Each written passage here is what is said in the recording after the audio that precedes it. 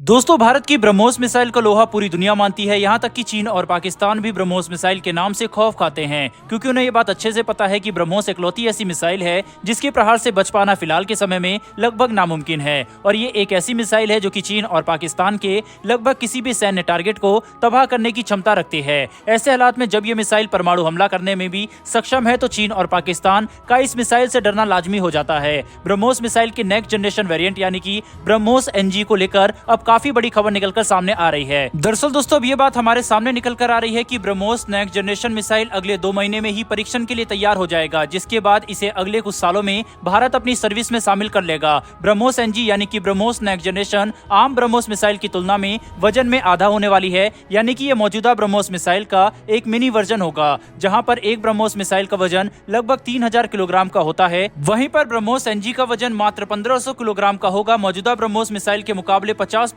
हल्का होने के अलावा ब्रह्मोस एनजी की मारक क्षमता 290 किलोमीटर की होगी। ये आवाज की रफ्तार से 3.5 गुना ज्यादा तेजी से अपने दुश्मन के ऊपर वार कर सकेगी। साथ ही इस मिसाइल की लंबाई लगभग 5 मीटर यानी कि 15 फीट के आसपास होगी। साथ ही इसका डायमीटर लगभग 50 सेंटीमीटर का होगा। ब्रह्मोस एनजी का रडार क्रॉस सेक्शन भी कम होगा, जिसकी वजह से इसे दुश्मन के रडार और एयर डिफेंस सिस्टम जल्दी से ट्रैक और इंगेज नहीं कर पाएंगे। वहीं पर इसके साथ ही ये मिसाइल एक ऐसा रडार के साथ आएगी जो कि इस मिसाइल की क्षमता और सटीकता को कई गुना ज्यादा बढ़ा देगी। ये मिसाइल साल 2024 तक बनकर पूरी तरीके से तैयार हो जाएगी और भारतीय सेना, वायुसेना और नौसेना अपनी जरूरत के हिसाब से इसका इस्तेमाल भी कर रहे होंगे। ब्रह्मोस एनजी मिसाइल को विकसित करने का सबसे बड़ा फायदा ये मिलने वाला है कि भारत इसे अपनी किसी भी प्लेटफॉर्म पर इस्तेमाल कर सकता है। आम ब्रह्मोस मिसाइल की तुलना में 50% हल्का होने की वजह से इसे भारतीय वायुसेना के सुखोई 30, मिग-29, राफेल और यहाँ तक के भारत के स्वदेशी लाइट कॉम्बैट एयरक्राफ्ट तेजस में भी इंटीग्रेट करके इस्तेमाल किया जा सकता है। दोस्तों, ब्रह्मोस एनजी जैसी एक्यूरेट, रिलायबल और डेडलीस्ट मिसाइल के भारतीय वायुसेना के फाइटर जेट में इस्तेमाल किए जाने की वजह से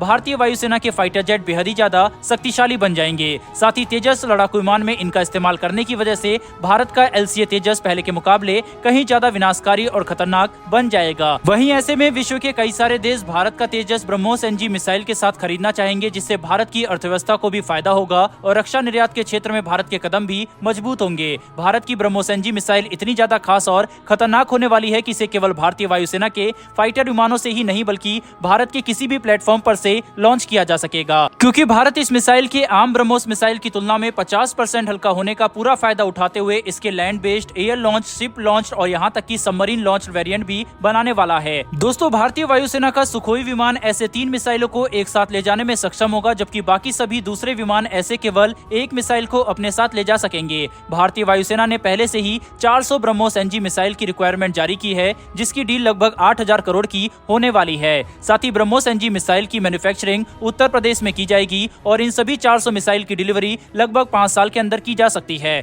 जो कि इस बात को दर्शाता है कि भारतीय वायुसेना इस शक्तिशाली मिसाइल को अपने बेड़े में शामिल करने के लिए काफी तेजी से काम कर रही है। बहरहाल दोस्तों, बढ़ते हैं हमारी दूसरी खबर की तरफ, जो कि इजराइल से निकलकर सामने आ रही है। लेकिन उससे पहले भारत की ब्रह्मोस एनजी के लिए कमेंट बॉक्स में एक जय हिंद जरूर लिखिएगा। साथ ही हमारे चैनल को भी सब्सक्राइब अवश्य कर ले हमारी डिफेंस से जुड़ी ऐसी वीडियो के लिए। दरअसल दोस्तों, इजराइल के एम्बेसडर ने अब मेक इन इंडिया के ऊपर एक काफी बड़ा बयान देते हुए ये बात साफ तौर पर कही है कि इजराइल और भारत के बीच की रक्षा साझेदारी काफी उच्च स्तर की है और इससे इजराइल काफी ज्यादा खुश है। साथ ही इजराइल भारत के मेक इन इंडिया में काफी महत्वपूर्ण भूमिका निभा सकता है, ताकि भारत उन्नत और विश्व स्तरीय रक्षा उपकरणों का विकास और निर्माण भारत के अंदर स्वदेशी रूप से कर सके। इसके अलावा उन्होंने ये बात भी साफ तौर पर कही है कि भारत और इजराइल काफी लंबे समय से रक्षा के क्षेत्र में साझेदारी कर रहे हैं। वहीं जिस तरीके से भारत और इजराइल यूएवी, रॉकेट और मिसाइलों के क्षेत्र में मिलकर काम कर रहे हैं, ये काफी अच्छी बात है और इससे इजराइल काफी संतुष्ट भी है। भारत के बारे में बात करते हुए इजराइल के एम्बेसडर ने तो ये साफ कह दिया है कि भारत के रक्षा क्षेत्र में आत्मनिर्भरता हासिल करने की योजना, साथ ही मेक इन इंडिया और आत्मनिर्भर भारत अभियान एक काफी अच्छा और समझदारी भरा कदम है और इसके लिए इजराइल भारत की पूर्ण सहायता करना चाहता है। साथ ही वह भारत के साथ इस क्षेत्र में मिलकर काम करने के लिए काफी ज्यादा उत्सुक भी है। इस पर दोस्तों आपकी क्या राय है, कमेंट बॉक्स में लिखकर जरूर बताइएगा। साथ ही भारत और इजराइल की दोस्ती के लिए भी कमेंट बॉक्स में जय हिंद जरूर लिखिएगा।